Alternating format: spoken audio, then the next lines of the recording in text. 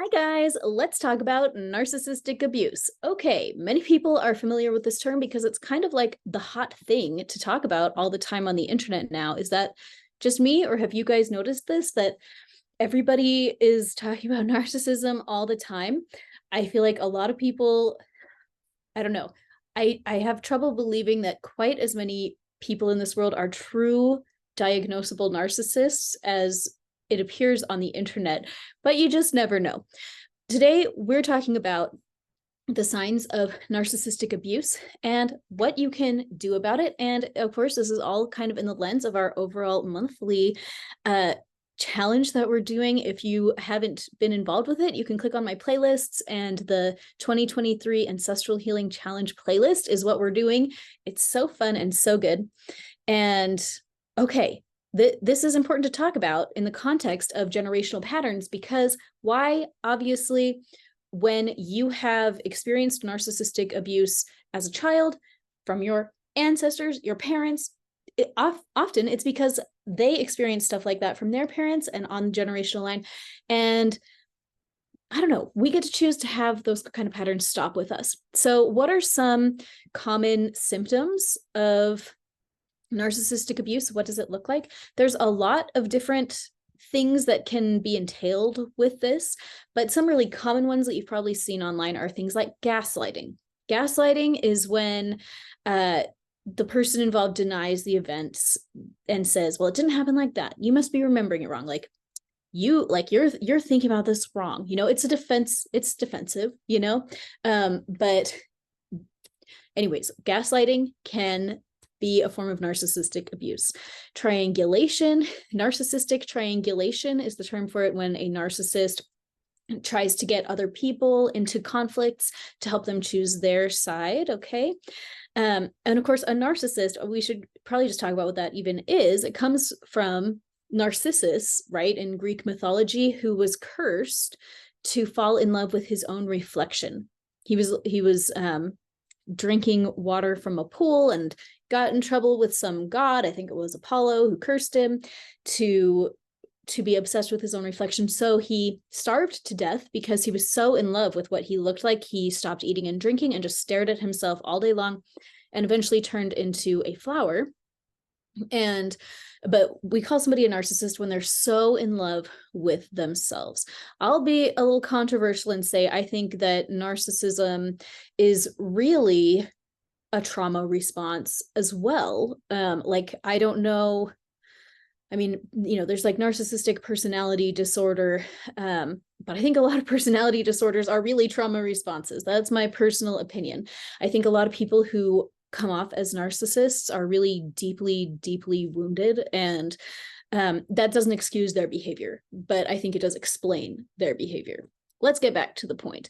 So narcissists, they're really driven to make sure that everybody thinks that they are the good guy.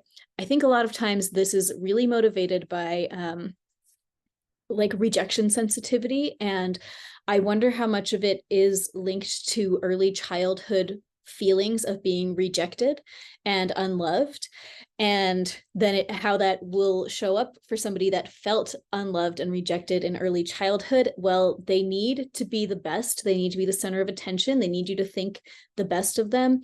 If you have a story about them that's not great, it's going to trigger their nervous system and say, well, you can't think about it like that. I have to be the good guy. I have to be the best guy, So I think that is really what's happening when people act in a narcissistic way. Other symptoms of narcissistic abuse: silent treatment, scapegoating, which is when everybody is especially the narcissist, is blaming one person, or trying to make sure everybody funnels blame onto somebody else, a specific other person. Passive aggressive behavior is when people use indirect communication instead of direct communication, and in a way that it just feels icky. If you've been the subject of passive aggression, you know what I'm talking about. If you engage in passive aggression, I hope that you know that you do. I don't know. I mean, go look it up. This is not a video really about all of that stuff. Here's the important thing. If you have experienced what is called narcissistic abuse. You have been on the receiving end of things like the gaslighting and the silent treatment and being the scapegoat and all this kind of thing. What does that mean for the rest of your life, right? Well, a lot of times this can look like feeling a lot of anger in general, like having backlogs of anger in your soul that you don't know what to do with. It can look like a lot of confusion and feeling very insecure and not sure what you can trust and what you cannot trust. You can feel very isolated because in a relationship like that, where that person has to be the good guy, and so maybe that makes you the bad guy in their narrative that they've constructed, then you're going to feel really isolated, especially if they're turning people against you and this kind of thing. A lot of times, all of that stress, I mean, like really, being on the receiving end of that kind of behavior leads to enormous amounts of stress. Stress causes every kind of problem you can think of. It causes hormone problems, digestive problems, brain fog. It causes brain dysfunction. I once knew someone who was a victim of, shall we say, a survivor of severe narcissistic abuse, to the point where she actually got a new diagnosis. Like, she was like normal, and then she got a diagnosis of autism when she was in her late 30s, because this stress just took such a huge toll on her brain and body. She could not function anymore. I mean, like, she became nonverbal in her 30s. Okay, and she did heal herself. She's amazing.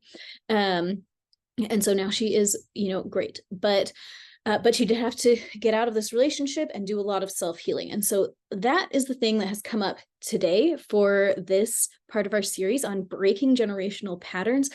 We got to break the patterns of narcissistic abuse in family lines.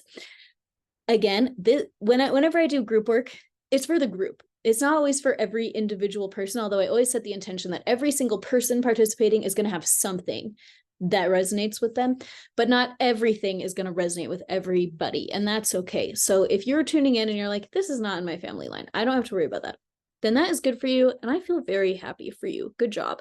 Great for your family line. If you do have a feeling that this is in your family line, then this is your divine sign. Today is a great day to work on that. I have a session on recovering from covert, passive-aggressive, narcissistic abuse, and I linked it down below. It should be with whatever day that we're on. It's probably like 26 or something like that. And today I'm going to invite you to do that session for yourself if you feel so moved, because it can be a powerful session when that kind of thing is in your family line. I mean, it can just truly alter how your body works and how your brain works, and healing from that can shift a whole lot of things in your life, things that you didn't even expect would be related. So that is the stuff that I wanted to bring to your attention today. Have you experienced these kinds of behaviors in your life? In anywhere in your life, whether it was in your family or in another context, then this session is going to be really great for you. And don't even worry about your ancestors yet, because we'll get to them tomorrow. But that is the big thing that I want to talk about today. What are the symptoms of narcissistic abuse, and what can you do about it? You can do this session. It will change your life. Okay, have the best day.